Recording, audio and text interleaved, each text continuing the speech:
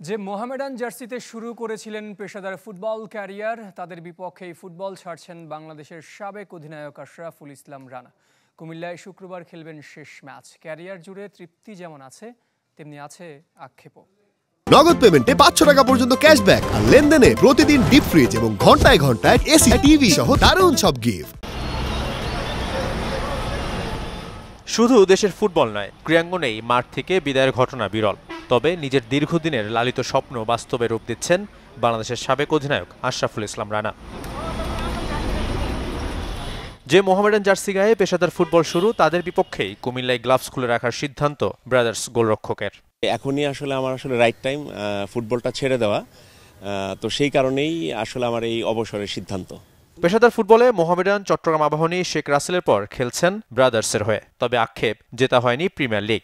জাতীয় দলের শুরুটা 2015-তে, স্মৃতি হয়ে এখনও সল্ট লেকে ভারতের বিপক্ষে ম্যাচ। ইন্ডিয়ার সাথে সল্ট লেকের যে ম্যাচটা, ওইটা আমার ক্যারিয়ারের সব থেকে স্মরণীয় মুহূর্ত। আর সব থেকে হতাশার যে জায়গাটা, সেটা হচ্ছে ভুটানের সাথে হেরে আমরা ফুটবল থেকে 14 মাস নির্বাসনে ছিলাম। তখন আর এখন তার শুরু থেকে শেষ, পিছিয়েছে বাংলাদেশ।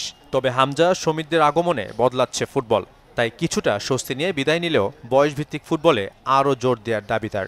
ডিস্ট্রিক্ট পর্যায়ে বা থানা পর্যায়ে অনেক পটেনশিয়াল প্লেয়ার আছে, তাদেরকে ট্যালেন্ট হান্ট করা উচিত।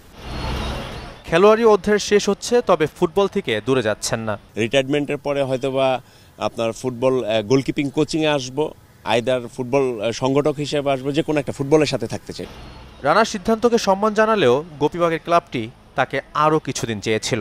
আরও খেলার ব্যাপারে তাকে বলেছিলাম যে সে যেহেতু এই বছর লিগ ম্যাচে, ফেডারেশন কাপে 3টা ম্যান অফ দ্য ম্যাচ হয়েছে, তো সে ওই রকম পারফর্ম করেই বিদায় নিচ্ছে। কেন আমি যদি ওনাকে আরও কিছুদিন পাইতাম, হয়তো আমি ওনার কাছ থেকে অনেক কিছু শিখতে পারতাম।